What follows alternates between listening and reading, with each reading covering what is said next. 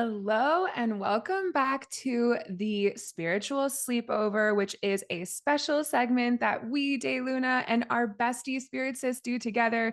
I think that this is maybe like our fourth spiritual sleepover or maybe fifth. Who knows? Because time is not real, especially when we're together, which we know because every time we hop on this call, it just feels like a beautiful vortex of fun and depth and catching up. And Herbert's here and he's a celebrity now. In case y'all didn't know, you're about to find out in this episode. So welcome to the Spiritual Sleepover. We want to thank you for being here.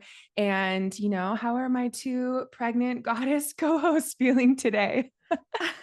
That must feel weird that the two people in your life. Wow, that was a big statement because we're definitely not The only two people in my life are pregnant. Two people you care about. Yeah, there's no one else. And then your there's husband or Herbert. family. Yeah. But the only two other people in this call are pregnant. How does that feel Yeah. for you to be I surrounded feel by so much outnumbered. pregnant energy? My Oh my womb gosh, feels you like are. an empty desert. Just kidding. Oh, damn. Just kidding. Does it feel Me and weird? Does Herbert. it feel like overwhelming? I mean, no, it doesn't feel overwhelming, but it's definitely something I think about every day. Like my two best friends are both building a baby inside their bodies. And it feels for me like a very defining energy in my daily life because I think about you both every single day. And I pray for your health. I pray for your babies. I pray for your family. So your life is a huge part of my life. So I feel it really deeply. But, I'm just holding it down over here, the non-pregnant human, and Herbert. Me and him get each other for that reason. Yeah. And also, Yeah. I mean, two other girlies are joining the sleepover. So we have five girlies in the spiritual sleepover right now, which is kind of crazy. Because before is our last crazy. spiritual sleepover, I didn't know the gender. Yeah, that's so Yeah. true. And we knew that you were pregnant, but nobody else knew listening on our last spiritual Sneaky, sleepover. sneaky. Yes. And it's so crazy. I had a energy clearing yesterday for the nursery, and I had someone who you actually know, Steffi, as well. Um, Luana Healing. She came and she Oh, I did love a her. I love clearing. her Yeah. too. And it was amazing. But she, beforehand we were sitting and talking, and she was like, I don't know what, like, I don't know if I should know this. Like, I don't want to, spoil anything, but I know Steffi's pregnant too. And the second that I saw her post her, like, wedding announcement and that she was pregnant, I just immediately was like, she's having a girl and Shayna's having a girl. And today in meditation, before she came over, she said that my baby was with her and saying what to bring. And she really wanted rose water spray. She really wanted like Lemurian crystal altar, like right where her head's going to be. And she wanted like different things for clearing the space.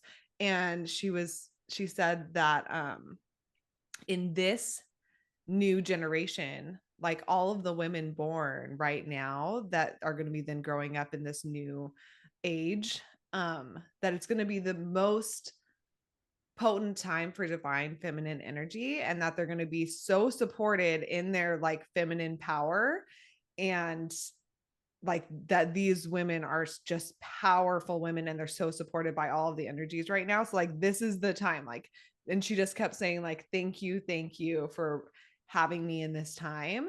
And then she was saying, and so you and Steffi, like I was literally sitting with both of your babies, like they are going to be so powerful best friends, like doing all of the things for helping heal the planet. And I was just like sobbing, but I was Yeah, like, I'm wow. fucking sobbing. Yeah. I'm literally starting That She to was is cry. like, so amazing. is Steffi having a girl? I shouldn't ask. And I was like, well, I think that she's So gonna she be DM'd telling me. She people. DM'd me, and I was like, "Yeah, of course you knew. She knows. Oh, She knows good, everything. Yeah, good. she's such a positive, loving energy, and She's the, amazing. yeah. And I met her at one of your first ceremonies, your cacao and sound bath Yeah. ceremonies in Ventura. So she's In the special. OG So days. wow, oh my gosh, your baby would want rose water and a And Lumerian I Lemurian crystal. know. quartz. And the rose water she left here for me to use whenever I want. And it smells incredible. It's literally just water with rose petals in it, but it smells so fresh and pure and amazing. And I'm smell cognition. So the frequency of it just smells so good. I've never smelt anything like it. So I'm into it. See, I'm in full-blown nursery mode, and I'm like laughing because in my pregnancy, the only thing that smells good to me is beer. I'm not even exaggerating. Every time Andrew orders some kind of like hoppy, like malty, something that I would vomit if I had it, like, of course, I just smell it and I'm just sniffing it like every Oh my time he gets it. gosh. And it actually completely calms my nausea and everything. Obviously, I'm not drinking it, but like smelling it is the only thing in my whole pregnancy that's given me any type of relief. Not peppermint, Wow. not rosemary, not like cocoa butter, nothing. It's freaking beer. What is that? I don't don't know. know. Baby Like, wants my girl beer. gonna come out and like want to play with monster? I'm like, I support whatever she wants, but she's like, I want an IPA on ice. I already feel Steffi's child's sense of humor, and I already feel Shayna's child's little like alien rose light being thing and also happening. like demands. Like Brian's like, damn, she's already like, bring me my rose water, bring me my Lemurian crystal. And I'm Oh like, my yes, gosh. you just tell us what you need, and we're down for it. And I need to post a picture, but I had just had my 20-week anatomy scan, and everyone's anatomy scan is beautiful. It's the side profile, little button nose. Like Shayna, your girls was like beautiful. We saw this big button lips and it's like just adorable.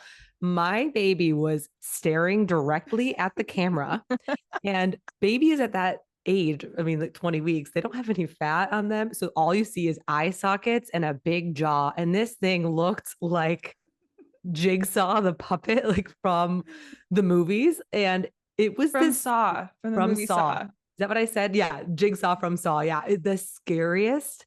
And I was like, I've always wanted a Halloween baby, like this is what I want. But the baby looks, I'm gonna post it somewhere, like when we post this, because was it not the scariest? I literally Yeah. said to him out loud, I was like, I'm gonna have nightmares. Which is funny because you want that. But she looked like Herbert, did she not? She had Yeah, big no, she 100%. eyeballs definitely did, and which the is freaking hilarious. jaw. Oh my gosh. Anyway, Which so would happen, like beers and spooky scans. And yeah, for me, definitely was very buttony nose. But I have my 32-week scan next week, and I'm so excited.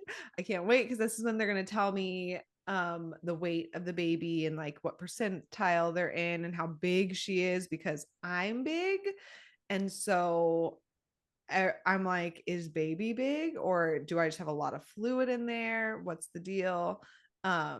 But yeah, I'm feeling really good. It's crazy because pregnancy every single week changes, and it's so hard to tell like what is my internal emotional growth, mental, spiritual journey, and like what's hormones, right? It's like so hard to tell. And honestly, I feel like that's reflected in emotional waves. And when you're on your period, it's like, okay, what is my period and my hormones and all that, and what's my emotional wave, and how are those interplaying together, how are they connected? Like I'm feeling that with my hormones, because this whole last month I was really struggling mentally with how much my body's changing, how much it's out of control, how swollen I feel, how I don't recognize myself in the mirror, and it feels just really disorienting and like overwhelming. And I was having a lot of negative thoughts around my body that I was having so much trouble like transmuting. And now this week, I've just totally switched into like, damn, my body's badass. And I love that I look puffy and swollen, and like my body's doing what it's meant to. And I'm building a baby. And I'm like, I'm just going to embrace this time because it is temporary. And I don't recognize myself, but that's so cool. Like literally happened overnight. And it's crazy because we recorded a podcast where I was in one state, and now I'm recording another podcast where I'm in a completely different state. And I'm like, is that hormonal? I'm not sure.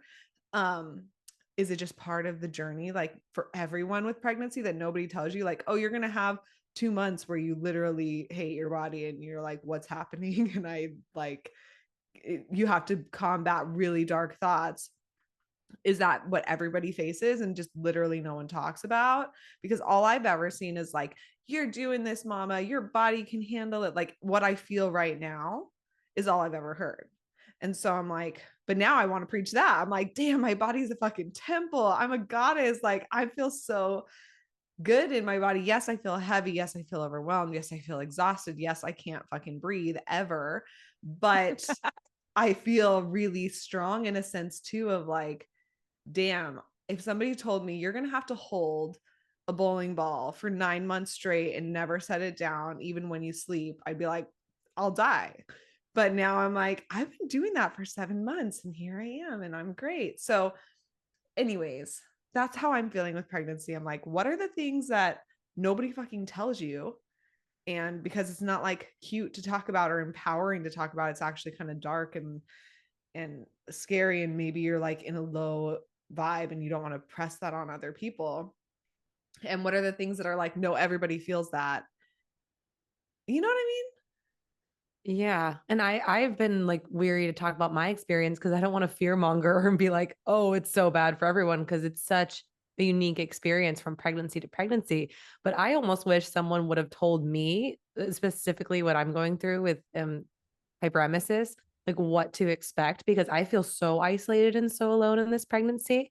And I've yet to feel the magic, which I know I could get there, right? I'm like 2 months behind you.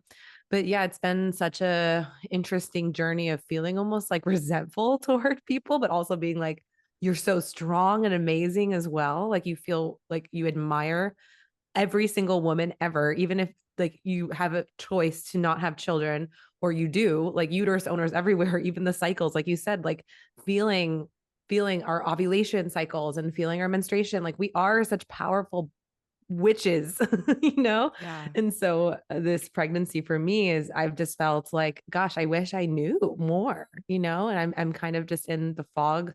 I can't really see the cloud. I can't see the sun through the clouds. You know what I mean? Yeah. So that's Yeah. going on for me. And physically, like, I guess, how are you feeling with like spiritually and emotionally and physically in this journey of, having HG? I feel like you said, like people don't talk about it because they're just surviving in that mode, is what I'm assuming. But how are you feeling in those areas? It spiritually feels like an initiation, like an ascension period that I'm purging a lot of womb stuff, which, I've had issues with my root chakra and things like that before. So it definitely feels pointed toward that area. And I will say, like, my mental health has been a little bit of trash, like recently, just based off everything I'm going through. I'm also going through a Jupiter return as we speak. Actually, I just looked it up today. Is my Jupiter is actually returned. Oh Wow. my Jupiter is I was gosh. remember we were talking about what we're going to talk about on the show, and I was like, oh, I have to look where Jupiter is right now. And then I just registered it's in 27 degrees, which is my natal Jupiter is 27 degrees Taurus. Wow. Wow. So this transit happens once every 12 years. And if we're talking about Jupiter, Jupiter is this planet of abundance and expansion, but also it really moves things into place that feel out of place already. And so that's where like discomfort lies, is in that expansion period when you're moving from one frequency to another. And so I felt that like it's in Jupiter, again, abundance in every area. It's like it's hitting every single area of my life. So I felt that 12 years ago and I was 24. Now I'm 35. I'm feeling it again. So that's been interesting. And now I'm just clocking as I'm sitting here with you beauties that this is happening in real time. So that's kind of wild.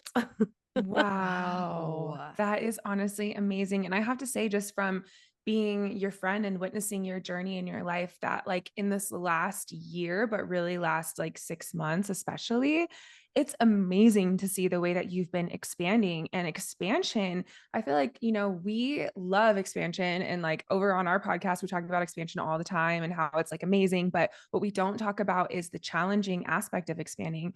You expand in all directions. You expand in this spherical energy. Like it's when you open yourself up to be seen on a greater level, there's all kinds of different eyes on you, eyes that are admiring you, eyes that are challenging you. Like you're expanding just all together, not only towards the rainbows and butterflies side, but that full spectrum.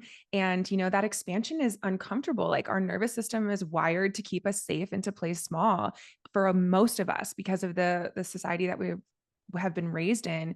And so allowing yourself to expand to that level, like it's such a stretch, even though Jupiter is like the fun planet and like the joyful planet, like compared to Saturn. But like what we don't talk about is like how much like how many feels you have when you're actually expanding in that way. So it's been amazing to see you expand like in so many levels. I'm like, bitch, you are on fire, and you have been. All of the content you create, everything that you share, like listening to your podcast, I'm like, this girl is on fire. And also expanding in all directions, like the uncomfortable side of that, being seen on a larger scale than ever before. Like it's all happening at the same time. And just being in that expansion, surrendering into it takes so much bravery and strength, but I am here for the journey. I love witnessing it in you. Thank you so much. That's so kind. And I will receive that. It's been hard for me to receive because I'm in it right now, but I do appreciate both of you seeing me and recognizing and just kind of holding space for me as I'm moving through this. And again, yeah, Jupiter is the fun planet. It's not like that Saturn return where everything just like crumbles, but Jupiter also wants to put you in the best alignment for your soul growth.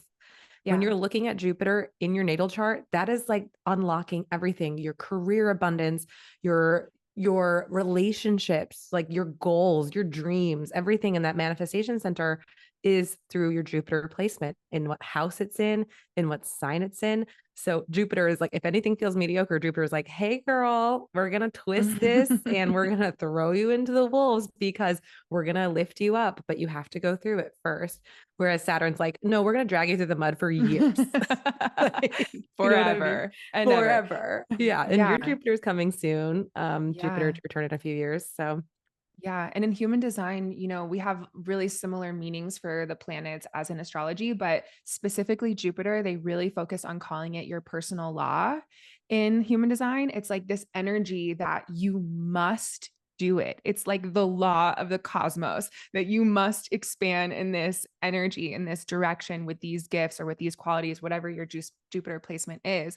And it is like a law. Like if you break your own personal law, like you're breaking like the growth that your soul's meant to go on. And so like embracing your Jupiter gates can feel just scary because once again, on the other side of that is your power or your expansion. For all of us, it can be scary to face that, to be more seen, to be more visible, to be more responsible for our mission, like all of those things. So it's really, Jupiter's my favorite planet. It always has been. I love the planet Jupiter, but yeah, my husband also, because he has such a similar birthday as you, had been going through his Jupiter return.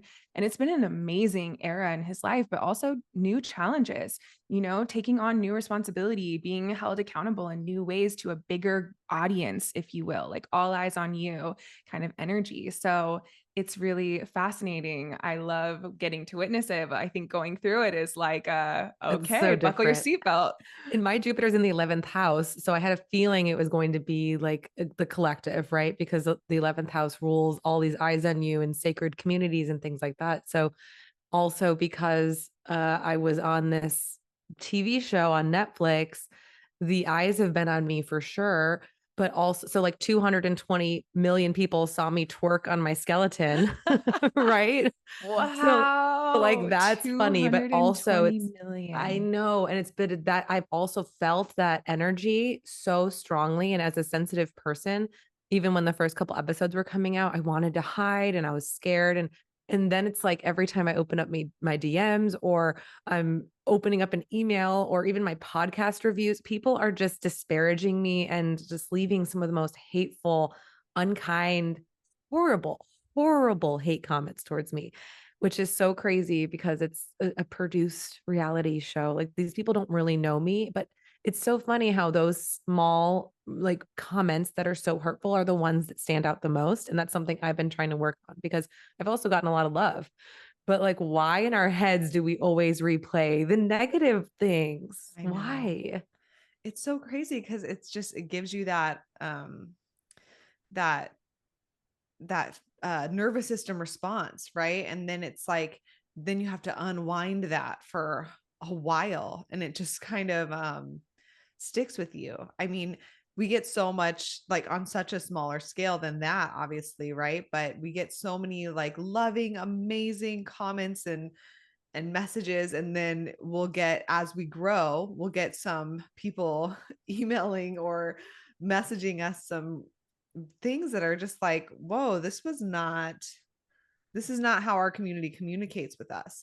And it sticks with you. And then you have to take that time to really unwind it and like, okay, I'm expanding in all directions and I'm letting this negative stuff be there without needing to like feed into it or let it overtake my life. But on such a big scale where there's so many like that, it's hard to like just focus on the ones that are, you know, celebrating you and are expanded by you and are learning from you and all of that side, because the people who leave negative reviews in general, especially from like a reality show, like honestly, I was saying this to you the other day, like it's so funny, like I've never in my life watched a show and then reached out to somebody about it, even if it was good, even if it was positive. Like I've never been like, I saw you on this and I love you, to like somebody on the random reality show, because most people don't do that, I don't think. So the people who do, typically they're reaching out because they're pissed off and they're fired up.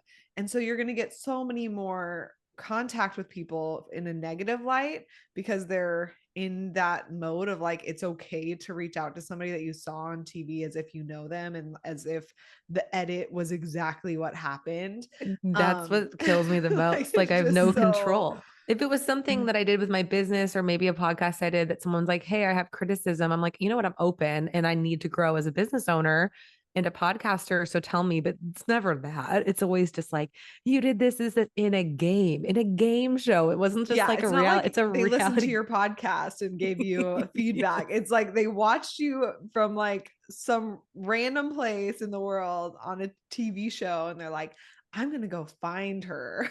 Yeah, exactly. It's so Scary. it's crazy. It's a lot of projection and things like that, but it's just still hurtful in some ways. Cause I'm like, you don't really know me. You're seeing a contrived version of me that I'm a character of when I was on my Saturn line, you know, because I was. And honestly, and to hear like your real experience of what actually happened when you were there, and then to see the edit that the producers made and then turned into a show, this is like extreme, but it reminds me of the Hunger Games, where there's like the game maker in the Hunger Games and they already choose who's going to win based on their ideas. And so if someone is actually really good or strong or whatever and they're winning, they literally manipulate the game and put like this manufactured thing in front of them to stop them, and they can literally change the entire outcome. Like that's the Hunger Games. That's not what happened with you, but I mean the way that they edit things, the way that they cut it, it's similar. Of like they already have this predisposed like storyline that they want to tell, and they're literally using you as this piece. And so for me, this whole experience, like watching you go through it, has really been like, you know, first of all, I love you so much, and watching you on the show, like the sweet little moments, like where you give him the crystal, even though he kicks you off. And like when you do your rap, I'm like, that is my girl right there. Like there was like these moments of like, just, I love you so much. I'm so grateful that your light is out in the world. And that felt really cool to just witness you shine in those ways. But also then the other side of that, of like watching you go through this reality TV, like old paradigm, like dark, twisted, like for entertainment, but not healthy for the people playing it, is really illuminating to me, because I don't think about that so much about reality TV show. And I do think reality TV is interesting actually, because I love observing people and I love seeing like where people's conditioning plays out. Like what's the one, the Love in the Pods one, Love is Blind. Yeah. Like that shows my guilty pleasure, but I know it's toxic for the people who are on it, and that it's not an accurate representation of who they are. And you're in such a public eye where then people can like reach out to you. So this whole thing, I thought like, wow, it's really interesting to see the way that this is part of the old paradigm that we need to dismantle, that we need to bring light to. And I'm super grateful for you following your, you know, inner authority to guide you there for whatever reason is there. Like, I really believe it's like you bringing this spiritual light and truth and your voice into this like place that doesn't have a lot of light or awareness. Yeah, I totally agree. And also, you know, when I was filming that, it was like Pluto in those last degrees of Capricorn, which has a lot to do with corporate greed and capitalism and manipulation. And basically everything I went through. So watching it back, it's like you can really see those transits playing out. And I did have the intention of going in there being like, you know what, if I can just like inspire one person to lean towards their intuition, to look up astrology or human design or these modalities that can help them as a discovery tool, as a resource, like that's one thing that I would love. And so I always set that as my highest intention for me, but my highest intention for others. And I hope somewhere out there that it did land. But anyway, we don't have to talk too much about this, but it has been like a total big theme in my life right now. And it's been wild, like just going through it like currently. Yeah. So, okay, random question. How do people look up their Jupiter return and see when it's returning? Oh yeah. Okay. Well, Jupiter return happens every 12 years. So you can look at like your literally like, okay, you're 12 years old just by multiples of 12, right? You're 12, you're 24, it's anywhere between 35 and 36, right? But you can look up where Jupiter is in your natal chart, and then you want to look up what sign it's in, and then you want to look up what house it's in. And right now, Jupiter's Taurus. It's going to be transiting very soon here into Gemini. So if you have your Jupiter in Taurus, if you were born in like 88, 89, and then do both of you have Jupiter in Gemini, or is it in? Mine is Jupiter in Leo, and I think Shayna is Jupiter in No, we'll have to relook. Dana's the keeper of my astrology chart. I know. Dana, you always have it right like here. at the top of your head. I'll relook, but yeah, it happens every 12 years, and it's a huge, like I said, it's a huge expansion point, but it hits every area of your life. Of course, whatever house it's in is going to illuminate what area of concentration the strongest, but that kind of ripples out into your whole chart because Jupiter, it could be making different, relationships like conjunctions or trines or oppositions to other areas of your life. And so those are lit up in different ways. So that's why it's just a beautiful little piece of a puzzle you have to understand. But in human design too, is it important to understand what your Jupiter gate is and how to unlock that frequency? Yeah. Yes, absolutely. When we do a reading for someone, we always focus on the Jupiter gates. They're like our favorite thing to focus on, just because it's such a powerful energy in your chart. And like from the lens of human design, we get most of our neutrinos that are the subatomic particles that, consciousness travels through the universe, information field, and imprints onto you.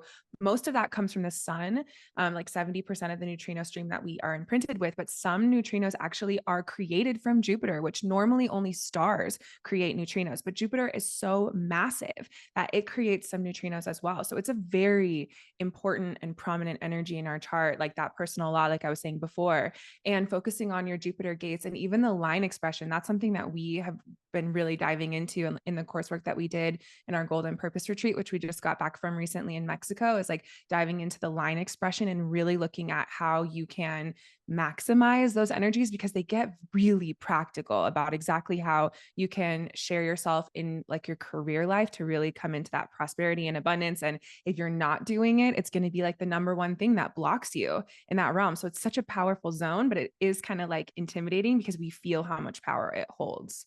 Yeah. And I've actually, so with Jupiter returns, I always tell people I'm like, something huge is going to happen. Either you're going to get married, or you're going to start your business, or you're going to have a lot of eyes on you. But then a lot of times people go through divorces or moments where things crumble because it has to set them up for that next relationship that's more divine. Right. So that's what's really important about Jupiter returns too. So fascinating. So my Jupiter is in Leo. But so then for people listening, so like if you have, let's say every 12 years, right? So, let's say you're 35 or you're 24, easier number 36, whatever. And so you just go by the 12 years. And then when it's Leo season on that 12th year, then you can kind of assume, okay, my Jupiter's returning every 12 years when it's Leo season. Absolutely. Right? Well, Okay. when Jupiter is in Leo, yeah, but basic, I see. yeah. So it's not necessarily Leo season because that's when the sun goes into Leo. It's a little complicated. That makes sense. But when you are having your Jupiter return, even though, for example, mine's in 27 degrees, we're getting a little more specific. Mine's at the tail end of Taurus season. But technically, as Dana said, like I've been watching you go through this the past 6 months. When Jupiter enters whatever sign it's in, so for both of you, when it enters Leo, which will be in 2026, you're going to feel that almost instantaneously. So Jupiter's Yeah. already working on those little ground pieces for you, that floor work, to kind of launch you into whatever direction you're going to go through during that return. Wow. Absolutely. I'm excited.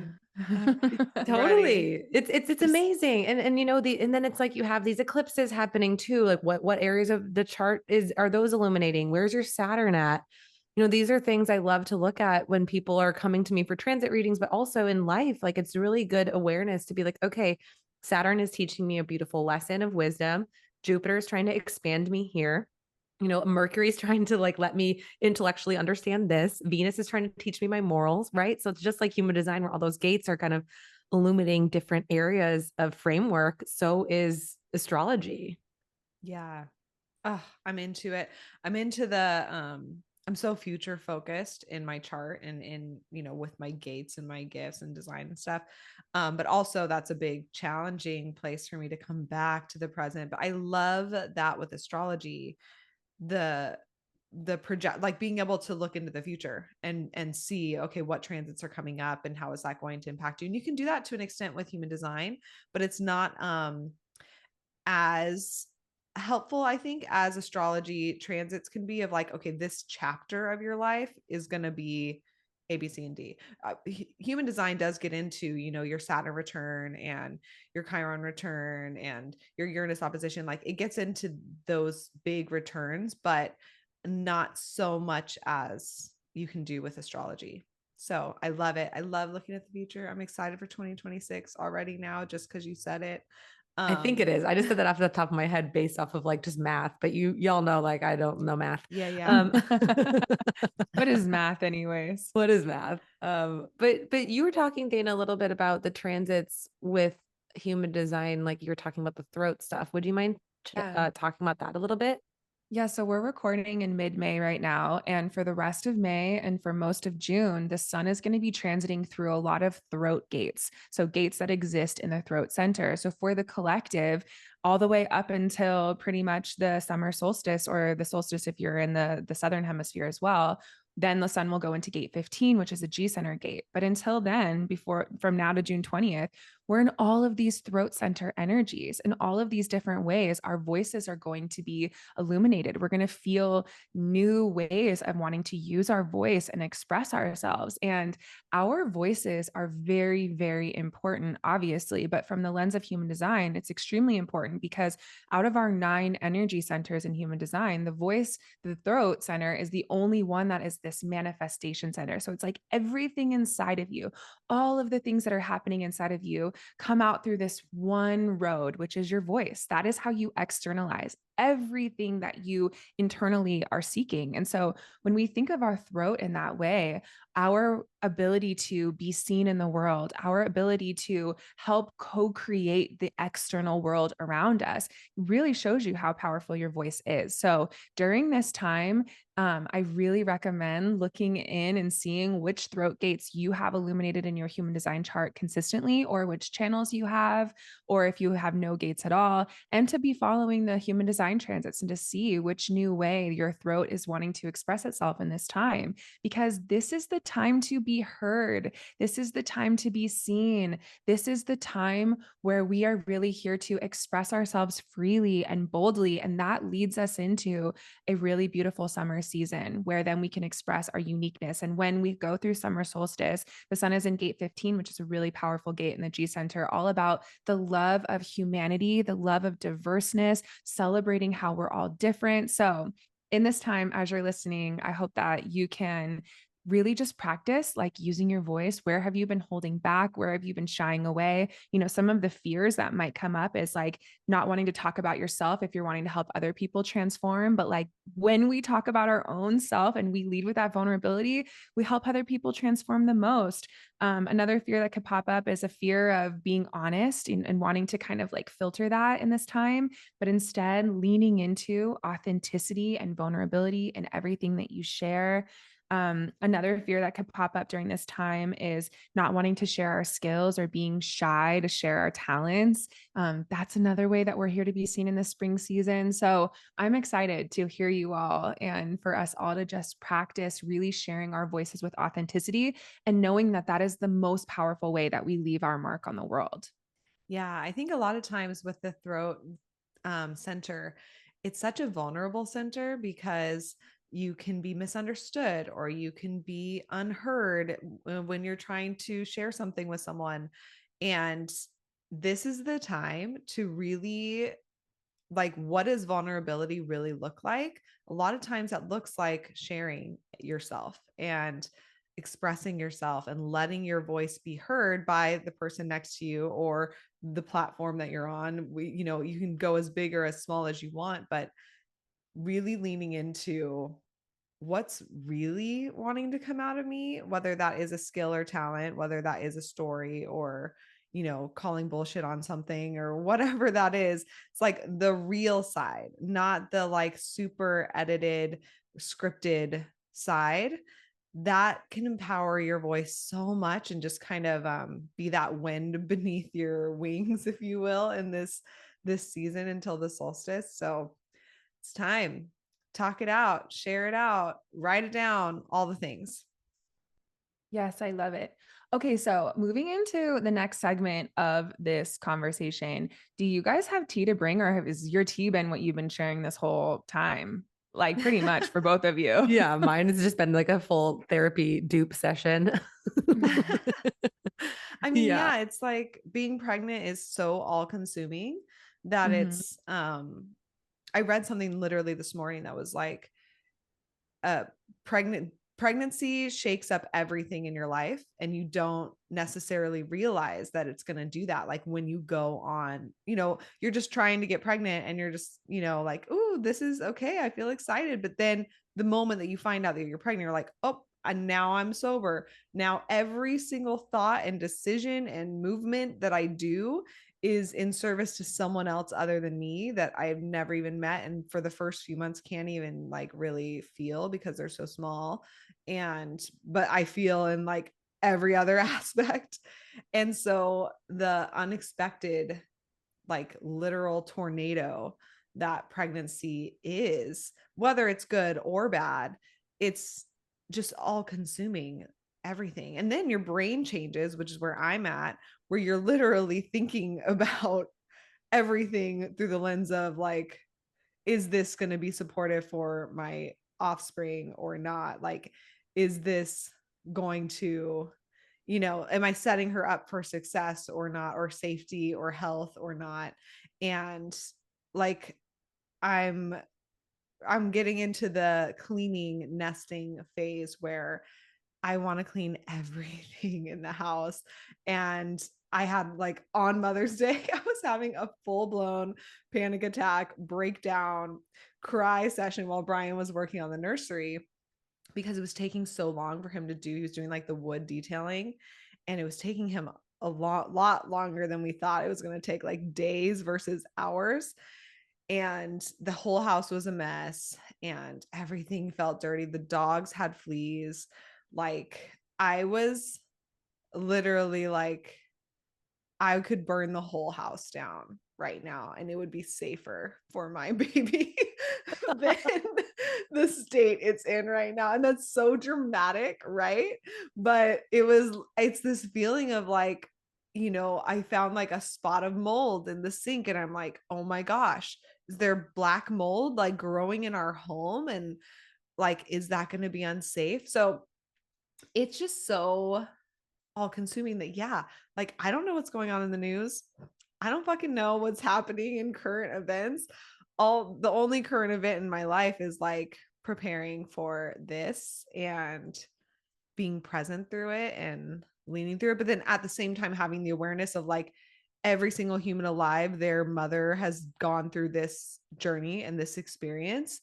And that's been really raw and vulnerable for me too, because I don't have a relationship with my mother, as many people know who listen to our podcasts. And so exploring that through the lens of like everything I'm feeling right now, maybe she felt, and, the overwhelm of harboring a life, like she might have felt too. And like giving that, just understanding and awareness that while you can feel alone and or not understand other people's journeys, there's this camaraderie and connection that all mothers have, even if they don't have a relationship, because of the journey and how it is all consuming and how it is a tornado and how there are the beautiful highs and excitement when you're feeling kicks and you're like dreaming up who they're going to be in the future. And then when you're like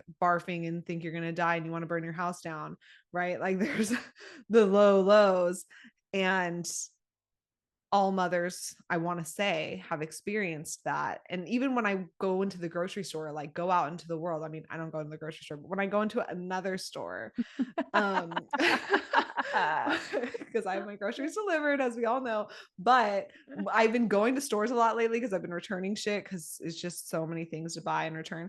But anyways, you see another mother and they see that you're pregnant, and it's like this whole inner circle of recognition. like we're in this universe together that I have never experienced before. Like literally, I would like, you know, you make eye contact with someone and then like, but you don't smile sometimes, like they don't smile. Like it's just so barely no connection whatsoever as you're walking through the world. Now that I'm like obviously pregnant, literally people look me in the eye and smile, and like women, like there's this feeling of like, oh, like, how are you doing? Like, I hope you're healthy. I hope you're feeling good.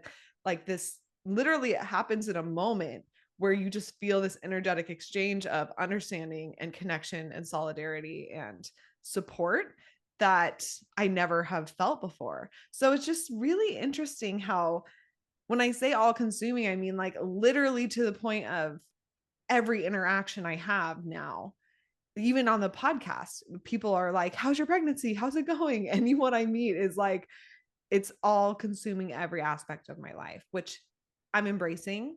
And I don't feel like I'm losing myself in it, which I think is a fear a lot of people have.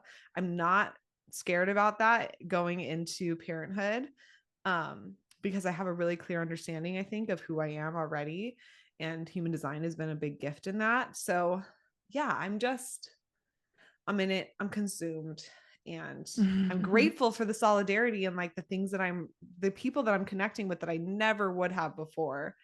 And I'm also like, there's that side, and then there's the burn the house down side, and that's where I'm at. That's so funny because it was Mother's Day, like 2 days ago, whatever. And I was having a really difficult episode. Like we just had this like very rich brunch and I was just indulging in it. And of course it didn't stay down because with the condition I have, I'm vomiting like 100 times a day. And so they went to pull the car around and I'm just on this bench and I have my little like vomit bag and I'm vomiting like just profusely in public, which now I'm like, it's just like a badge of honor. And this woman walks up to me and she's like, are you okay? Do you want water? And I was like, I'm okay. I'm just pregnant. She's like, I know you're pregnant. She's like, girl, I've been there. She's like, I've been there. She's like, let me go grab you water. And she like rubbed my back, total stranger. And then kept walking. And then I looked at her and I was like, happy Mother's Day, like called after her. But I'm like just starting to visibly show. So I have had a little bit of that, but I think the vomiting, like everyone's like, oh, I know how you're feeling. And so I've experienced like a little taste of that already on Mother's Day, no less. Yeah. Which it's like I don't know. I feel like that's unexpected, right? Like nobody tells you, like you might be vomiting and in your low, like in a low moment, and just because you're becoming a mother, like there is this frequency out there that like literally attracts other people too who have had the same experience, that are just like, I see you, like this is normal. Fuck that word. I'm so over this is normal, because it doesn't mean it's okay. Like just because it's normal to, you know, have HG, like people have it, so it's normal. Like you're not gonna die. I guess that's what doctors mean when they say it's normal now. Like it's normal means like you're not gonna die, maybe. But my like, doctor says it's not normal. He's like looking at me and he's like, it's not normal what you're going through. So that made me feel good. But you know, my doctor, he's got to be an Aquarius. He's just like, he wears Birkenstocks and doesn't believe in lab coats. I'm like obsessed with him. But he looked at me and said, like, what you're going through is not normal, Steffi. And I think that gave me a little bit of like solace, a little bit, you know? Yes. Yeah. Because honestly, I was thinking about what is it that I want when I'm struggling? I want someone to be like, this is not normal. Like, this is fucked. I agree because everyone has such a different experience. Like at any point of life, like you don't know what anyone's going through, pregnancy aside. Like, and it's nice to be like, oh my gosh, that's so valid how you're feeling. Whereas someone's like, oh, I've been there, I understand. It's like, no, you don't understand. You don't.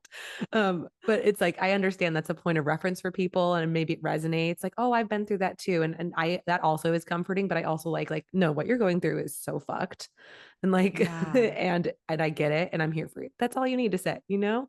Yes. Yes. Dana, what's going on in your life? Because we have taken up a lot of space with our pregnancy journeys in your life as well, but you have a whole other universe happening. How are you feeling? People ask me every day, when's Dana gonna have a baby? When is her daughter coming? Like literally, I get that question so much. And not that you need to answer that here, but I'm just saying in your, life journey where you are right now, in your path of just being a soul on this planet and all the things that you're experiencing, how are you feeling? Where are you growing to? Where are you vibing? What are the lessons and current events in your life?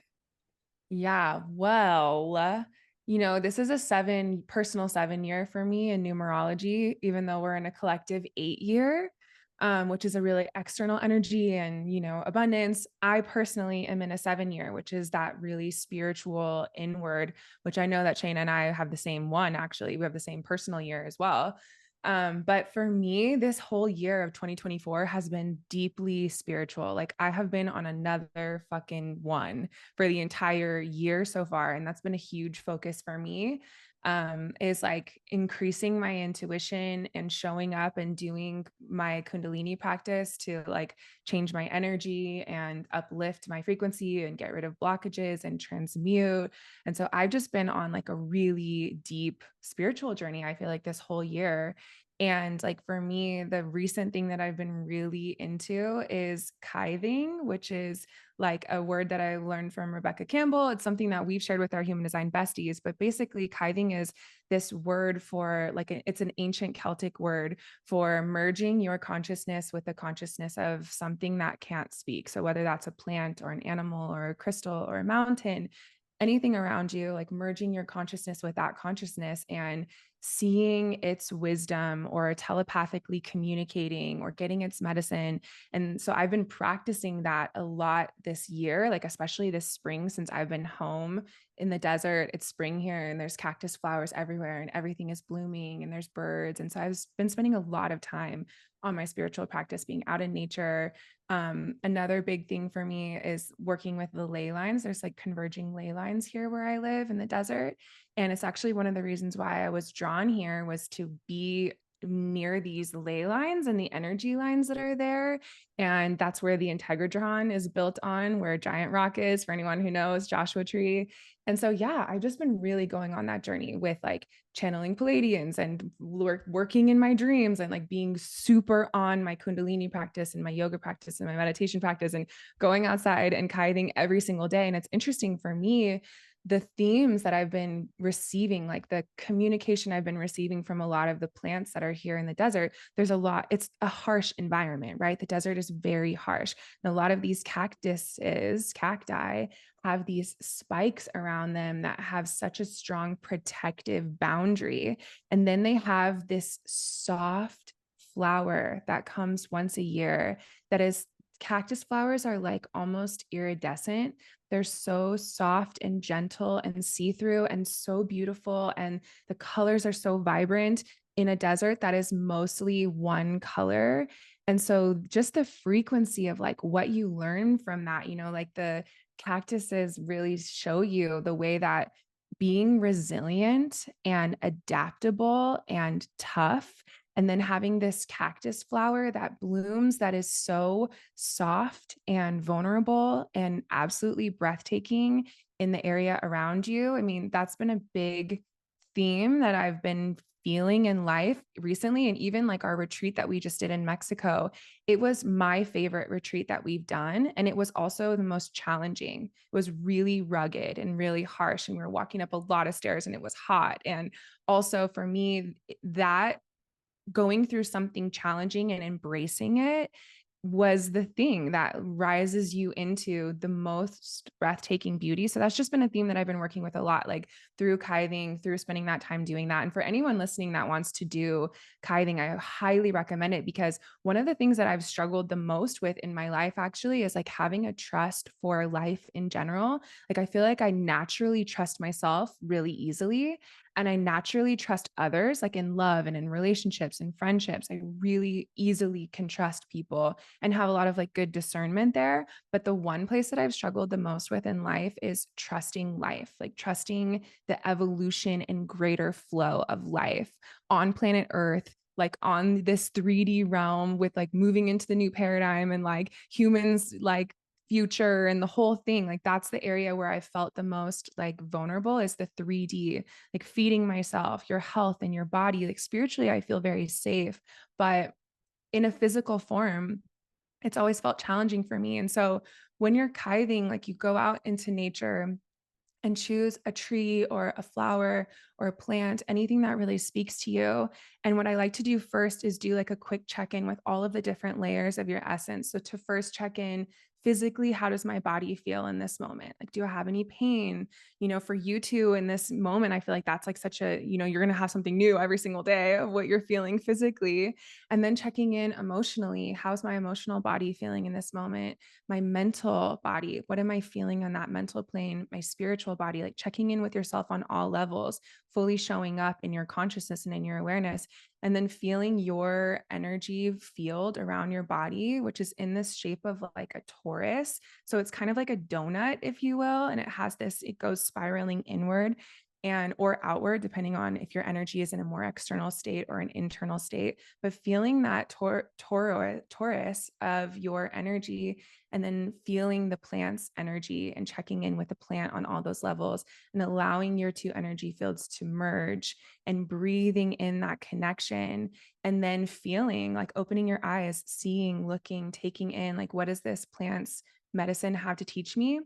And just doing that and being really open to that and channeling, I feel like the interconnectedness you feel and the oneness you feel with nature is so healing in times where we're changing a lot, where we're growing a lot, where we're maybe expanding and it feels really unsafe and uncomfortable. I feel like the most important thing that we can do is connect back in with our unity of nature and find that trust for life and that higher flow of all of intelligence. So that's been something that I've been really strongly practicing and focusing and writing down every message that I receive. Even like the thing with the ley lines, that was something that, you guys don't laugh, that was something a coyote told me. He's like, remember that you live here because of these ley lines, like literally go to that top of this hill over here and be there. And then when I get there, there's this like beautiful cactus flower that I went in this meditation with and was journaling. So that's what my life has been, really focused on that internal thing. I feel like something really powerful is wanting to channel through me in this lifetime. And people keep telling me that, and I have no fucking idea what it is, but I've just been getting all of this messaging and support of like things I need to do, practices I need to do, physicality things like working out or eating this food or not eating that food, or like putting this magnesium on my skin, like very specific things. And so I'm just listening and showing up and doing my part and preparing my vessel for whatever way I'm meant to be of service in humanity. But I really recommend Kything for anyone listening. It's been such a beautiful practice and so healing. And if you're wanting to increase your intuition in some way, which that's been me, like obviously Steffi, Spirit Sis, has like courses that you can do opening up your intuition. But for me, it's been a journey. Like I've had to work at it, just like when you're working out, I've had to work on my intuition. It has not been something that has naturally been there for me. And opening it up makes me feel so much more safe. And that safety is a big theme that I've been really trying to cultivate in my life. And for me, it's come through communing with nature, communing with ley lines, communing with plants and animals around me, blending my energy, and even like remembering past lives where I've done that a lot, which in a past life, like I have a spiritual teacher that is one of my spirit guides now. And in a past life, we used to work on, she called it shape shifting, but it's the same thing as Kything, where you're you're merging your consciousness with the consciousness of an animal or a plant and literally becoming their consciousness for a second and seeing life through their unique perspective. And doing that, it's so interesting how it actually empowers you because you get out of your own fucking way. Like I feel like our egos can just hold us so strongly in our story and our victimhood and our shit and whatever. And for me, that creates a lack of empowerment and a lack of safety if it's out of balance. Then for me, like communing with other forces actually makes me feel more emboldened because I know that I'm not like alone or on my own journey or in that victim like separation scarcity mindset. So that's what I've been doing alone in the desert as I'm meant to be, I guess. I've been feeling called to that too, but I didn't know anything about kything. So it's so funny. Right before this phone call, I'm growing a dahlia in my backyard, and I've been talking to the plant. And I will say, I think even just beyond a metaphysical level of connecting with consciousness of nature, being outside and being present, like just the basic level of being outside, hearing the birds, seeing the trees, the life around you, yes, it helps your intuition, but it helps your soul. So whenever I see Dana, your like beautiful videos, Earth Mama, like in the interweaving in the cactuses and like seeing all the beautiful things that you do every day inspires me because I'm sitting here like rotting on the couch, like wanting to do that. But every time I just step outside for a second, it's like, wow. And so I'm definitely going to take those tips into kything into consideration because I've been feeling a call to that too. Mm-hmm, yeah.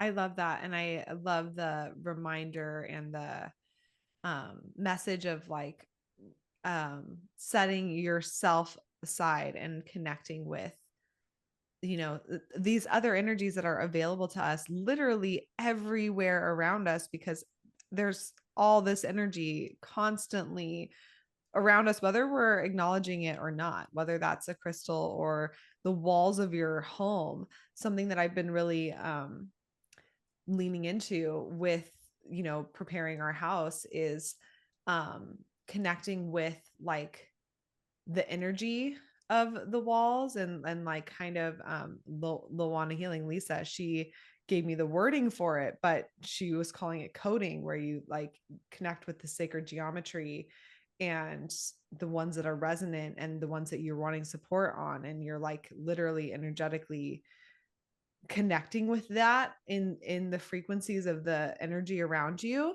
And that's definitely something that I've always done, but I didn't know was a thing, where you just sit and you literally feel, okay, what energies are around me.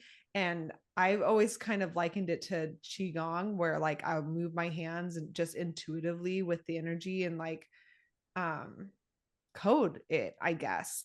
But doing so with your like what you're saying with that Taurus of like seeing your energy, like are you in a state that is wanting to externalize or internalize, and then connecting with those frequencies. Like there's energy around us all the time, and I think that a lot of people feel like I have to become an expert, I have to take a course, I have to whatever, and like you literally are God, and you can alchemize Yes. the energy around you and connect with it at any state, at any point throughout your day.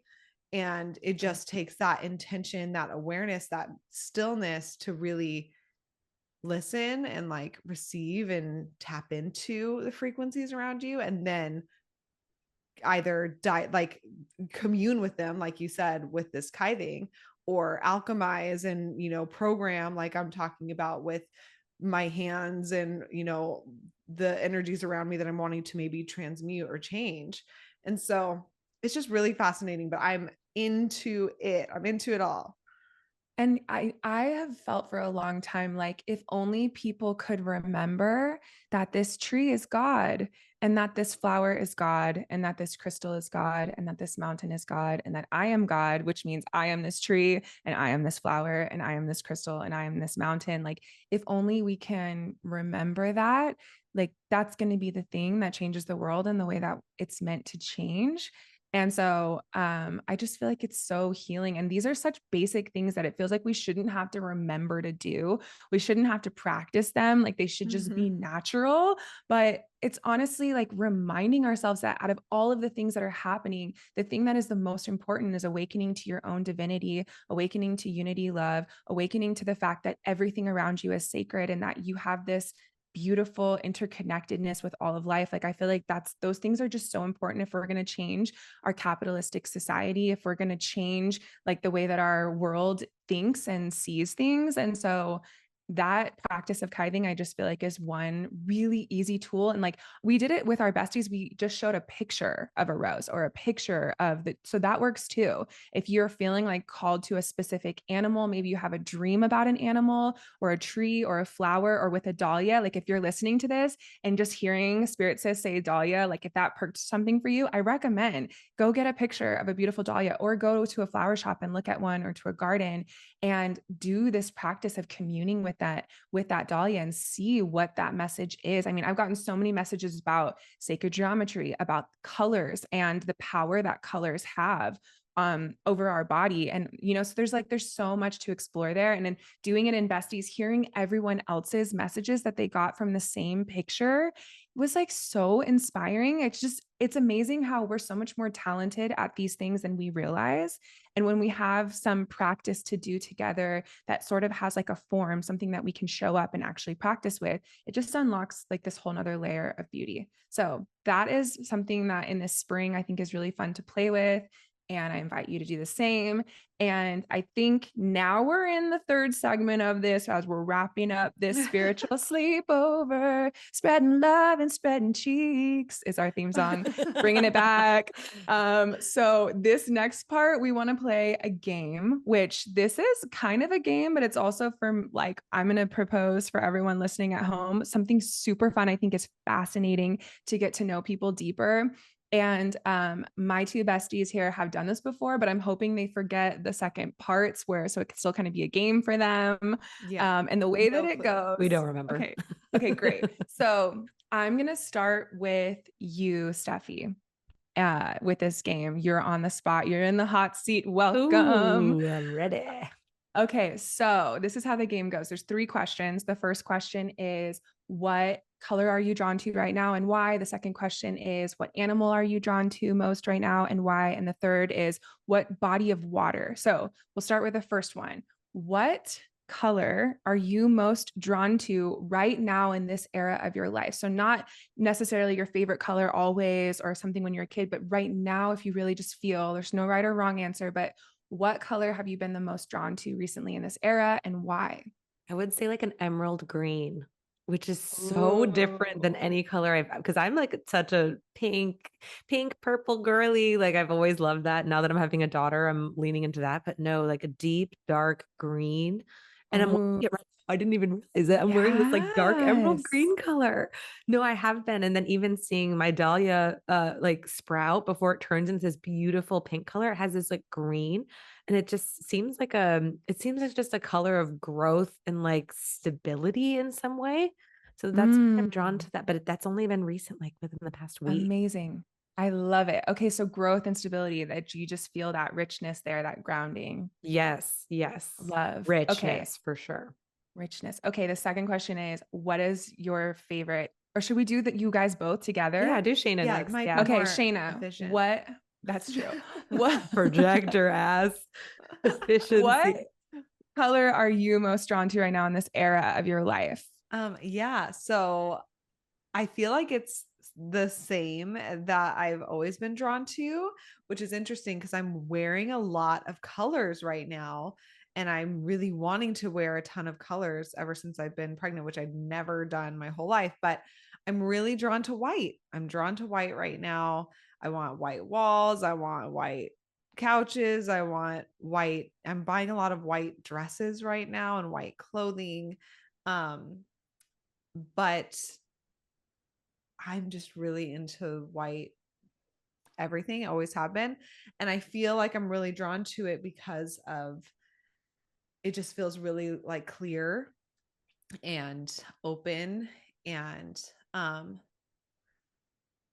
no opinions, if you will, like no, not Like an open trying slate. to, yeah, an open slate, and not trying to like put any uh projections onto anything. Like it's just this open, clear space. And then of So course you like can add color to neutrality. it.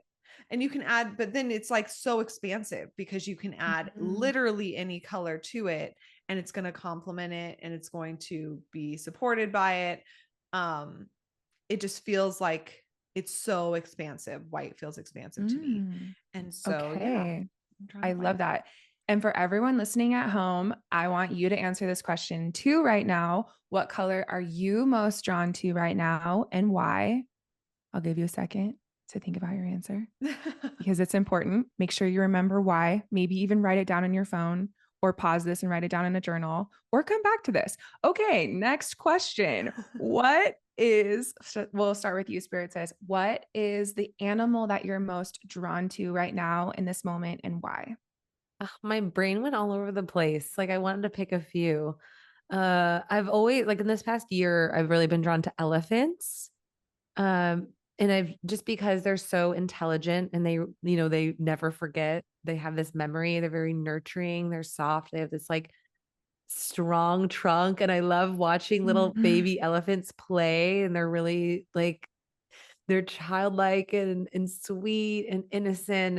And I love just mama elephants. I've been drawn to that, but I've also been drawn to black crows because Oh. I've been seeing a lot of them. I've also heard, so it's something about intelligent animals that have a bad rep or Mm, like don't are misunderstood. I'm feeling mm. misunderstood from a lot of things going on. And like black crows, people are like, it's an omen of death. And I'm like, no, I think actually black crows are really smart and beautiful. And it's a great sign of transformation. So, I mean, of Oh. course, man, Jen, I'm like, I have to pick both, but I don't know, kind of an elephant crow hybrid anamorph. Or like a crow riding on the back of an elephant. They're like Exactly. together. Exactly. Okay. I love it so much. Okay, Shayna, what animal are you feeling most drawn to recently? Yeah, so in the past it's been birds, always been birds. But recently I've been really drawn to squirrels. And I've been really connecting with squirrels. I don't know why. They've just been popping up in my life. We had a squirrel roommate in Mexico, and it was a little baby, and it fell and it hurt itself and it peed, and I like cleaned up its pee and we like saved it, and then it found its mom and breastfed. It was so cute.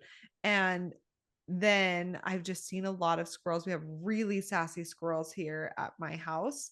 And they're not like the cute kind ones that we've encountered in Mexico. They're the stand in a tree and like shake their tail at you and like talk and get really up in your grill. So I'm I don't know why I'm drawn to the squirrel right now. I think that energy of getting prepared, of feeling grounded, like literally on the earth, like birds. I was always drawn to birds and they fly, right? And now I'm drawn to Mm. squirrels and they're landlocked, but they're also jumping around and going from place to place and gathering supplies and storing up, And so, and they're fast as fuck.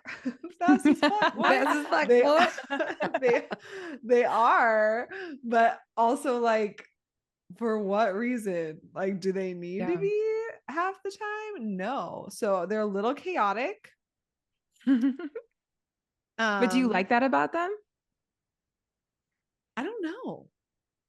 Okay. Yeah, Like, you I don't do. think that my ego mind, like my ego mind of like this is gonna have a meaning of like who I am or something later would be like Uh, squirrel. But like right now in my life, no, I'm yeah. really drawn to Objectively. squirrels. Objectively, Love it. yes. Great. And everyone at home, I invite you to answer this question too. What animal are you drawn to most right now? You love the most right now, and why? And the why is super important. So make sure you write down or think about why are you drawn to this animal? What do you like about it? What does it symbolize to you? Okay. And the third and final question is we'll start with you, Spirit Sis, and we'll go to Shayna. I feel like I'm the game show I know host you're so good person. at it. Thank you so much. A lot of Leo placements in I my was chart. about to say Leo. Okay, so Steffi, what body of water are you most drawn to right now as your favorite, and why? This is so wild because I've been doing this meditation called Safe. And because I felt so I've just felt like I needed safety. And every time they ask me in this meditation to go to my safe place, normally I would go to like the beach or something like that. And I have been in this wooded area with a beautiful lake, and it's serene, and you can see like the reflection of the trees in the lake. And I'm always in the middle of the lake floating, and it's always really Mm. calm and really soft, but it's also crystal clear waters and it's fresh water. And now my screensaver that changes every day, it's a picture of a lake surrounded by woods and a mountain. I'll show it to you after I'm done. But like that's literally today. It just Wow. changed. But that's always what I've been. And I think growing up in Michigan, lakes is just a huge part of my childhood. Like, diving for zebra mussels and grabbing cool rocks and taking them home. And something about the serenity of being in a wooded area and feeling very safe and like cumbersome, like surrounded by that, feels really good. I love it. I love it so much. Okay, Shayna, what Yeah. body of water are you drawn to most right now? Okay, so this is weird because it's not like a body of water, but it's water, I guess. Would be like a not like a waterfall where it's like rushing water, but like a trickle, like a water trickle, or Yes. like a pouring, like almost like when you pour a glass of water and that like Mhm. little stream, Sound. comes out, and like the purity or the clarity of like and the directness, but also like it's enough to fill your cup kind of vibe. It's enough for that trickle to come through and be feeding whatever it is. Even like when you water a plant, like with the watering spout, like that water that comes out, like Mm. so purposeful, but also uncontrolled, but yet intentional and enough, kind of like the feeling of Like everything is meant to much. be. Uh-huh. Yeah, like everything is meant to be, of like it's this stream that isn't overwhelming, that isn't trying too hard. It's just this, is if it's as if like pouring a water spout, but like it just continuously flows. That's what I'm really drawn towards. um Okay. I love so it. almost like the sense of everything in its due time, but Mhm. like enjoying the what is there right now. Okay. I love this answer. It's so Read interesting. us for filth, Dana. Tell us what our future is. And everyone listening at home, I want to give you a second to make sure you write down what body of water are you most drawn to right now and why, because it all has a significance. And next comes the psychoanalysis of your answers, which I love. So the first thing, the color that you're most drawn to right now represents the way that you feel about yourself in this new era that you are in and how you see yourself in this new phase of who you are becoming currently. So for you, Steffi, you said emerald, and it is this energy of growth and stability. That is how your subconscious sees yourself actually right now in this new era. That is who you are becoming. And for you, Shayna, you said white. And so it feels expansive and neutral, like endless possibilities, but also clear and open. So that is how your subconscious feels about you in this new era that you are in, which I love that. How do you guys feel hearing that interpretation? Hopeful. Yeah. Yeah. Hopeful. I mean, it's a really cool thing because it's like your subconscious is beyond your awareness. If it wasn't, it would be your conscious. Anything that is subconscious is something you actually don't know about yourself. So that's why So our true. dream world or something like this is really important, because we're obviously all in the business of trying to make the unconscious conscious in our lives, but there are aspects of you that you don't even know of yet. And this is like, a game to help you sort of get a peer into that. So while your mind might have all these anxieties or whatever it is, your subconscious right now actually feels about in your life, Steffi, that this is going to be your era of growth and stability. And for you, Shayna, of expansiveness and endless possibilities, but a neutrality there, a clearness there, no expectations, and just complete openness. And that is the energy that you're embodying in this next chapter. Yes. I love it so much. That's Love. okay. So the next thing, the animal that you're drawn to right now represents on a subconscious level what you are desiring in a partner or what you want in your partner. Romantic partners specifically, actually. Weird. And so for you, Steffi, Deaf. you said elephants because they're intelligent and nurturing and soft, but they're also really strong. And so that is what you value in a partner, that softness and childlike play and wonder, but also a strength and this really strong intelligence. Like they see things in a deeper way. They get things in a deeper way. That's also why you were drawn to the crow. And I kind of think that you threw in one about yourself there too. Like my partner is the elephant and then you're the crow, kind of like misunderstood, but you have this like intelligence and this magic about you that you really love and you really value and that you hold true. And that the crow and the elephant, the thing they share in common is that they're these incredibly intelligent animals that see life in a much deeper way than other people understand. So that's what you're drawn to right now in a partner and what your subconscious is desiring. I loved when you were talking about like nurturing and soft, but like strong and sturdy. That is Andrew to a T. I know. I T. totally To a T. agree. And childlike and fun, but intelligent. Oh my gosh. Yeah, and That's strong. crazy. Yes. I love it so him. much. And then for you, Shayna, you said the squirrel Sassy because squirrel. it feels earthy and productive, like getting prepared and like on the earth instead of up in the sky. It's like getting prepared, getting organized, making all the things happen. That productivity, getting all of that stuff is what you really desire in a partner right now, but still kind of fun and playful and sassy and jumping around and not too like landlocked in, but still getting organized and getting prepared.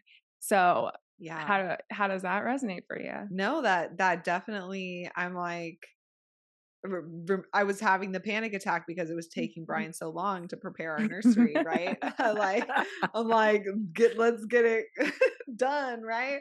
But no, Brian has always been the grounding force in my life. He's so grounding. He's so chill. He's so accepting. And he's also hilarious and sassy and just fun to be around. But definitely I'm like, let's speed this up. But maybe that's because I'm combating my control and learning how to release control. And maybe that's because I'm anxious AF of like, do we have everything? Have we thought of everything? And Brian's like running around and getting it all done. So yeah, that really does resonate. But I'm like, it's funny that this is the animals, what you desire in a partner. It's like thinking now of a squirrel in like a sexual way, like romantic way. I'm trying to go on a date with a squirrel, and Steffi's trying to like Ride an elephant. Ride an elephant. with She's a crow on her back. I love it. I love it so much. Okay, so the third thing, the body of water represents your sexual energy in this current era of your life. So for you, Steffi, which is interesting because your sexual energy doesn't have to be used on sex. It can also be used on creativity. And it can be used in a romantic way, but it also can be sexual energy, Shakti energy, life force energy that is running or charging your own life, being that sacred spark or that fuel. And for you both, your sexual energy right now is working on creating a baby in your body. So you guys have really, a very brand new journey with your sexual energy in this life, becoming a portal to deliver life. So this is a really interesting question to ask you too at this moment. But for you, Steffi, you said that what you're desiring to use your sexual energy on is this, to create this energy in your life that is calm, that is soft, that is clear, that is healthy, that is serene and safe. So some people might be drawn to, when you ask them this question, like the wildness of the ocean. And like, that's what they're wanting to use their sexual energy on in this era of their life. But for you, your subconscious is wanting your sexual energy to feel completely clear, peaceful, safe, healthy. And I feel like in your relationship, that is where you are, that your relationship is the safe place for you to feel really stable and really calm. Like there's literally no turbulence. It's crystal clear clarity. And that feels really safe for you. And that's what your sexual energy needs in this era of your life as you're building a life in your body. Absolutely. Yeah. When you said Yes. sexual energy, I was like, oh man, oh man. I haven't thought about sex in a long time. Well, you're using your sexual energy in a huge way right now in your life. I mean, Yes. in a whole Yeah. new transformation. Well, and even thinking about like with business and your creative projects, like wanting that like serene, safe, Loading on your chill. back instead Yeah. of just coursing through, or So true. like a lot of movement, like you're more of this like stillness with In that this creative chapter. sexual energy. That resonates for sure. Yes. Okay. So for Shayna, you said a trickle stream in your sexual energy, not too much, but just enough, just the right, perfect Just amount. the tip. Because all things should be in the right timing, and you shouldn't have too much right now in this moment. And that you really want your sexual energy to feel very purposeful and intentional, like exactly as it's meant to be, instead of pushing it or forcing it or anything like that. Which I also think is really interesting. I mean, you even talked about the water coming from a spout that you're watering a plant. And it's like this very intentional, like pouring that sexual, like not too much, not, overdoing it, but the exact, like sacredly, divinely led right amount to nurture whatever it is that you're doing. But actually pouring the spout, right? Like actually filling that glass of water, actually the action that is required with this in like creativity, right? Like with DayLuna, and intentionally like, okay, we're going to be setting up content for my maternity leave, and in that creative zone of like, okay, it's just the right amount, I have the right amount of time, it's Can't just going overdo to it. flow. Right. Can't overdo it. It doesn't feel like rushed and chaotic like a waterfall might. It Right. feels like very intentional and pure and like easy, just like pouring out. And I do feel that in my sex life too. Like and I've talked about on our podcast a bunch, like, I've had a lot of sexual blocks in my life where sex is not a big thing that I'm focused on. But lately in my pregnancy journey, I have had the highest sex drive I've ever had. And it is like, it's not like a struggle to have a libido. It's not like something that I'm like thinking about like I should, or something that feels like chaotic. Like it feels very just easy and natural and nice, and just like just like that stream. So that really does resonate. And I've just been fully like, okay, what leaning into this is exactly what it needs to be, and not being like, okay, so now I have to do this every single time, and I have to like, past pregnancy, I have to keep this energy going, or whatever. Yeah, so I definitely resonate with the feeling of like intentional creativity, but taking the And like, action of like, it's easy to take that, it's easy to fill the glass of water, and it right. feels like And you don't need as much as you think soft. you do to Yeah. nourish it. Yes, exactly. It's Oof, so interesting. I Like, just love to give you guys some context of like this only works if you don't know the question you're really answering, like the deeper thing, because otherwise your mind totally. gets involved. Mhm. But like the last time that I did it was a long time ago. But for the water one, I was like, I'm drawn to the waterfall, because when you're at the base of the waterfall, it's so powerful. It feels like it charges your entire body up, and you're completely like revitalized, and you're just brimming with this life force energy that is like so powerful and so strong. And so like the opposite of the trickle of what Shayna was saying. But like it's interesting, like to be able to ask these questions with people.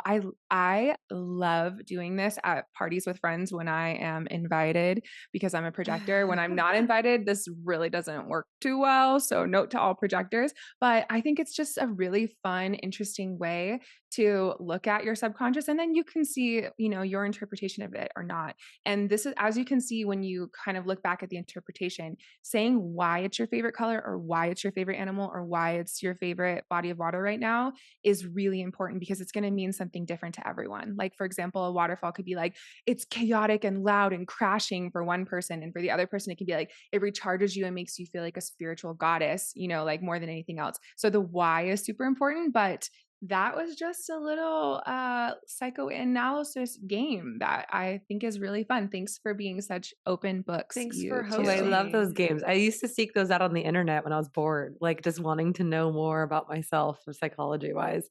Okay, but Mhm. Dana, you didn't really play the game, so I'm going to ask you Yeah. a couple questions now, or we can just Okay. do a quick little something. I actually have to plug. So this is from the card game called Hella Awkward. It's my friend from college, Brittany. She's amazing, and she made this game in the pandemic because she was bored and like wanted to ask, like her brother and her wanted to ask questions.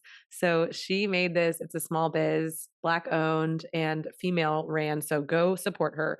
But anyway, I just pulled, there's like 5 different categories. So I just pulled one. Do you want me to ask you a few and you can choose which one you want to answer? Do you want me to just ask you one? Just ask me one, I think. Okay. Tell us about your worst date. Oh my This God. took a turn. You asked me, and then this was the juiciest. Okay. Unless you I want me to us ask you all another answer one. this because I want to know Steffi's too. Oh yeah, mine's Oh my bad. God. Or you can answer, okay, I'll give you an alternative, or you can answer, it's a little bit of a cop out, but which actor should play you in a movie about your life? Boring. Oh. Yeah, that way Um, easier. I definitely choose Scarlett Johansson to play me because I love her and she's so hot. Yeah, And and you guys look a lot alike, I thank feel you like, so much. too. Well, just because we're blonde and blue eyes, but and voluminous, voluptuous, Voluptuous, but Oh also my voluminous. But my worst date, when you say date, I think like date, like you're going out on like a first date or second Yes, date. Like, 100. okay, easy, no question. It's immediately I know the answer to this. There was this guy named David. Oh, we're showing Wait, names. I'm gonna say the I don't just even called- know. I don't know his last name. He's listening to every podcast. You know, he's No, obsessed with you. he is definitely not listening to this podcast right now. I'll tell you that. This is a low point in my life. I was going on this date with this guy, and then I knew he wasn't right for me on the date, but I was honestly just kind of like in a desperate era. This is like, I was like 19. And we go back to his house and he has like all of these Hooters awards on his entire wall. Like the entire wall is covered in first place wing eater competition at Hooters. And I was like, first red flag. Like it wasn't the first red flag. It was like the 5th maybe. For me personally, like, do I like this There were person? like plaques or trophies? What They were were plaques, like hung on the like a walls? gold medal. Yeah, but it was like the entire wall was filled. And I was like, geez, how many wing eating competitions have you been in? Hooters? He's like so proud of it in his living room where you sit down. Like instead of having like art, he had these like Hooters plaques. And I was like, I'm in the wrong place. What am I doing with my life? And then yeah, the night continues. Basically, I was so not into it, but I was such a people pleaser at that moment that I didn't know how to get out of it. And so I texted Shayna and was like, SOS, like I'm on this date and I need to get out and I don't know how to just communicate my needs like a regular human. So like I need you to call me and pretend like it's an emergency so that I can have an excuse to leave. Which, so I text by the way, Shayna. she just said SOS, and I knew all of that. Yeah, context. we just knew because This is we were so in that Sex in the era. City of you guys. I know. Oh my So God. I'm laying next to him and then she calls and her voice was so convincing. Like, Dana, I'm at this party and like, there's all these like creepy people here and like, I need to ride home right now. And I was like, okay, I got you, baby girl. I'll be right there. And then I like hung up like, well, sorry, gotta go. My friend's at this party. She needs me to pick her up. And then he like got super concerned because he heard like her voice over the phone. And he was like, I think I should go with you to like protect you guys. I was like, no, I've definitely got it. He's like, she said there were a lot of creepy people there. I'm like, she was probably exaggerating. He's like, it didn't sound like she was exaggerating. And then his other friend heard and he was like, I'm going to come too. And I was like, no. I had gone on dates with his friend who I wasn't into him either. They all lived together and were Hooters competition winners together. So the scenario turned into like plan project save Shayna, and like this guy who'd been on 2 dates with me was like so concerned for my health and well-being, and Dana Yeah. got Eventually, out I of just it. I had to be like, you guys, I don't need you to stop. Like, I'm going on my own. But it was just like one of those moments I got in my car to drive away, and I thought to myself, you got to get your shit together, girl. This ain't it. So it was Yeah. more like a me thing than a them thing. Like, no offense to people who love eating chicken wings I at love Hooters like, wings. I just have to say, like, honestly, I grew I've up never eating had them. a Hooters Oh my wing. gosh, Me neither. they're fantastic. I have to say, like, that I don't wouldn't like be a red chicken flag for wings. me. Oh, I've never really? even been into a Hooters. Okay, Me we have to neither. go. They have the I've never been best to a tater Hooters. tots too. I feel like this is a Michigander thing. Yeah, Of course, like I said, if there were plaques at a wall of Hooter, I would be like impressed. I'd sit down. I'd probably be like soulmate energy for me. Like, Stop. I love Hooters. I would Hooters. DoorDash some Hooters just to try the food, but like I'm not going into that frequency. Do you I don't think that Hooters has a girl wearing the Hooters outfit that comes and DoorDashes you? Like gives you No. your food? No, it's some guy Oh. named Frank in a Prius. Yeah, to like drink some of your soda. Okay, that Okay, was can my we get worst another date. question? I'm like, let's each answer one. That feels good. Okay. All right. You want me to ask you a new one, Shayna? Yes. And yourself, I really want your answers. Okay. What's something about you that no one else would believe? Ooh, that's kind of a hard This one. is a question for Dana about me. Oh, I know. Yeah, right away. No, I don't you have to answer I don't it, have Shayna. a memory. Okay, or I the don't other have one I just long-term pulled. memory. Again, I Oh, I okay. can think of one actually, maybe. Okay, it. or I can No, ask I think you. first card. I think first card.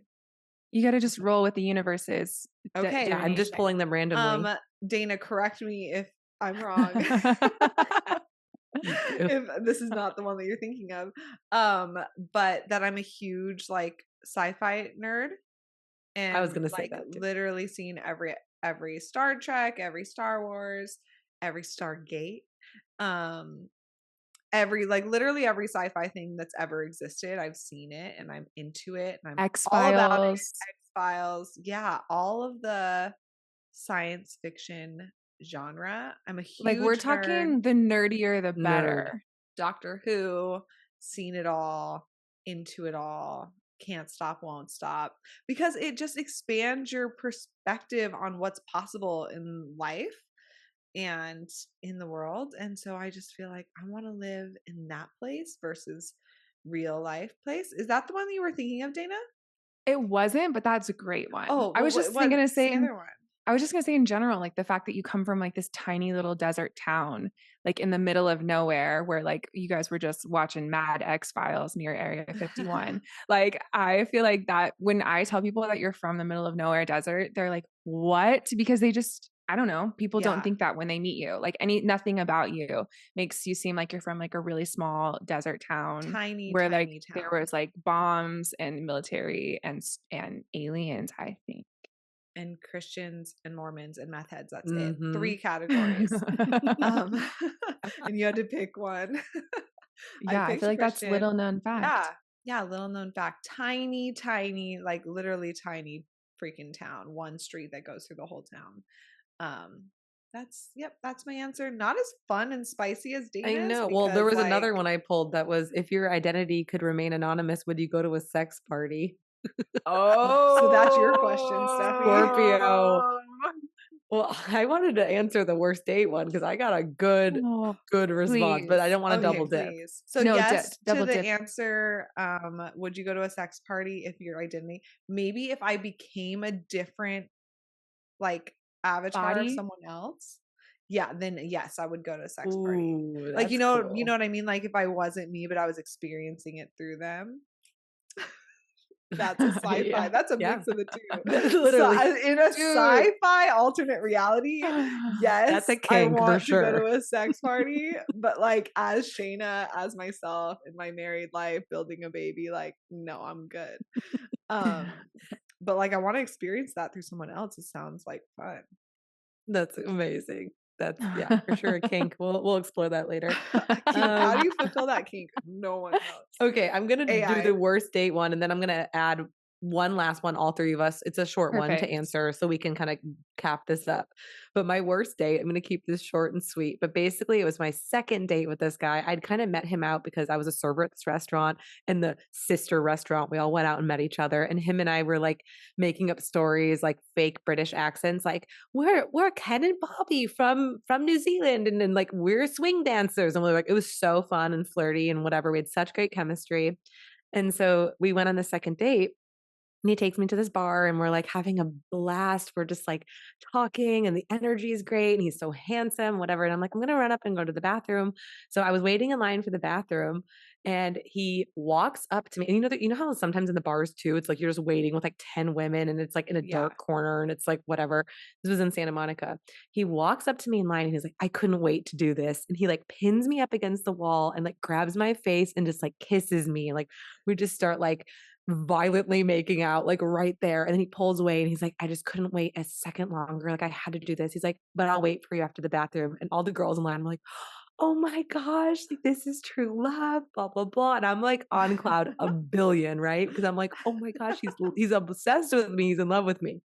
So I go to the bathroom, come back out. He's nowhere to be found. And I'm like, okay, weird. I wonder where, I'm not going to say his name is B. I'll say Ben. Wonder where Ben is. And so I'm like sitting on the couch, like his drink is still there. I'm like, okay. Then I end up seeing like a few different friends and they like come in and they're like, hey, Steffi, like, I'm like, have you seen Ben? Like, and they're like, we saw him outside, like smoking a cigarette, but he'll be back in. I'm like, okay, sure. An hour goes by. 2 hours goes by. Ben is nowhere to be found. So we decide like, we're just going to go to another bar. I go to another bar and I see Ben making out with another woman at a different bar. What? Wow. What the yeah. Is And then he like just a like serial passion kisser? kisser, bathroom apparently bar it was- kisser, the apparently it was bathroom his, bar bandit. I know. Apparently it was his ex. Did you talk to him? Were you like, what the hell? No, Dude? because they were like, that's his ex. It's messy, blah, blah, blah. I'm like, he just abandoned me on a full blown date. Like, what are you guys talking about? Like, it was crazy. But also, I kind of replayed our conversation and I told him that I had really bad bed bugs at my house and it was getting tented. So I think like maybe it was a red flag for him. I was like very openly like, oh But my God, I have bed bugs everywhere. Like, blah, blah, blah. And he was like, And so he dipped. But what, he gave you one last smooch goodbye at the bathroom? Like, It did was you ever so- figure out his Yeah, like- his perspective through it? Like, did you ever get to talk to him about it? No. And then I ended up like seeing him like maybe like 2 months later and he was with a different girl. And he was like, oh, this is Steffi. She's the funniest person you'll ever meet. I was like, that's news to my ears. Like, remember when you abandoned me and I have trauma issues because of that now? Yeah, I've had a lot of like weird dates where people like very gay to shock, where one time I was also on a date, very small story, but I was on a date with this guy and we were also like vibing. And then he's like, oh, I just got a call. Like my daughter's in the hospital. I was like, oh, you have a daughter? I had no idea. He's like, yeah, my wife just called me. I was like, you have a wife? What? What? Straight up. You were on a date with him? Literally on a date, like full blown, like had dinner, everything. We were on the date. He's like, my wife just called. No. I was like, your ex-wife? He's like, no, my real wife. I thought you knew I was married. I was like, how would I know you were married? Are you kidding? Wait, also LA dating. the girl LA dating is so bad. If you're Unreal. listening to this, this is a PSA. If you're wanting to date, go somewhere else. All of the girls that were in all the girls that were in the line at the bathroom don't know the end of this story. They just know the moment of him coming up and like pinning you to the wall in front of everyone, being like, I couldn't wait to do this. And in their minds, I imagine there's maybe like 5 of them. In their minds, they're like, remember that couple that was like so in love and they were soulmates? And that's the end of their story because they don't know the rest of the story. And they're like, gosh, I'm looking for that. Like, I just, but they don't that's know. passion. That's real. I need that in my life. But they don't know that actually. And one of those girls might be listening to this podcast. Yeah. Like, hit me up if honestly, you want to go to a trauma center together because it was dark. Yeah, having an emotional wave with the expectations and you're on cloud a billion and then and with a house full of bed bugs. Cloud negative a billion. Oh That's my God. a rough crash. This was before my Saturn return. Okay, last question and we have to wrap it up. This is real this is the question from Real Talk. What is the ideal age to die? Oh, we should all answer this. 108. Oh. 108. I mean, For me, it's 108 is ideal. depends on the conditions. Like, Yeah, like how do you die, and are you sick And is before you everyone go? around you also dead? and also, are you like capable in your body? Are you in a nursing home at 108? Like my great aunt, she lived to 109. What? That's Wow. crazy. Yeah. Good But genes. yeah. Crazy. I would say, gosh, a really good age to die. I mean, I just feel like you don't ever die. Immortal. Yeah, like you just don't ever die. Like your physical body dies, but you don't. You So I'm just transition. like, No, that You is the don't thing. die. All three of us know you don't die. Your soul's always yeah. eternal. So I But mean, the best age to leave this physical body, I don't know. I'm the worst person to ask because I was my gonna say, godhead's in Hades, and we talked about this you're at like the retreats. yesterday. That means nothing. Yeah, but I'm very much of the like life isn't real, nothing's real. Like it doesn't matter. Like you should just be enjoying it and transmuting and having alchemy and learning and evolving consciousness, right? So this feels like a very hard question for me because I'm like, I don't know, once you've learned your lessons, like once you've contributed your consciousness to the collective and you feel really good and done and satisfied. Yeah, so maybe that's like, I don't know, fucking 25 for some people, and maybe that is 150 for someone who's like gonna Eternal. freeze themselves and unfreeze Mhm. themselves at 150. I don't know. So that's really hard. That's a deep question for me. What's your answer, Steffi? it's hard too because like I think it would be really fun to make it to 100 and like see where like just make that move and be like, oh, okay, like I've lived 100 years. But I also think if you're happy and healthy and your body is wanting to kind of transition, you got to let in. And so I've had grandparents, where their mind has gone and it's sad. But I don't know, I feel like I would be fine like anywhere from like 88 to 100. I'm just going to range it, Mhm. you know? Yeah. Yeah. I love All Dana's right. simplicity. Love that 108. Let's morbid. just, I'm 108's down to great. just climb onto that train. Especially all of us gals together, sipping our Yeah. tea and Kything. Yeah, that would be fun at 108. Dude, I cannot wait to be old. I already can feel like I'm gonna love being an old woman and just standing in my garden and dancing with a bird on my head and by the just time be we're like, I'm old, we might already be in that a woman. capsule, like a gel capsule, like Exactly. living That's what until I mean. 200. Like, To see what exactly. changes in 100 years in one person's lifetime is honestly amazing, especially as That's we're so getting true. closer to the center of the universe. We're awakening into this divine feminine era, close to the new paradigm. Things are literally speeding up. So in our lifetime, if we live to be, let's say, 80 to 100 years old, we're going to see so much change. We already have. It's incredible. And it's such an opportunity to be alive in this time where things are moving so quickly and we get to see so much change. So Yeah. thank you, So it life. is. Yeah. And so it is. So So for nice. everyone listening who made it to the end of this episode, we always say, you guys are the real ones. You guys are the real ones. And we love you. We want to thank you so much for coming over for this spiritual sleepover because it filled my day with so much love and joy and groundedness to have these conversations with you too. Thank you both for being here. Steffi, I'd love for you to share with all of our listeners, where can people find you and listen to your podcast, and what are the offerings that they can find on your website, etc.? Yes, you can find me on Instagram at spirit_sis, on TikTok, Spirit Sis, and my website is spiritsis.com. And you're listening to the podcast Psychic Scoop podcast. My offerings are going through a little bit of a changing period, and I'm channeling new offerings coming in.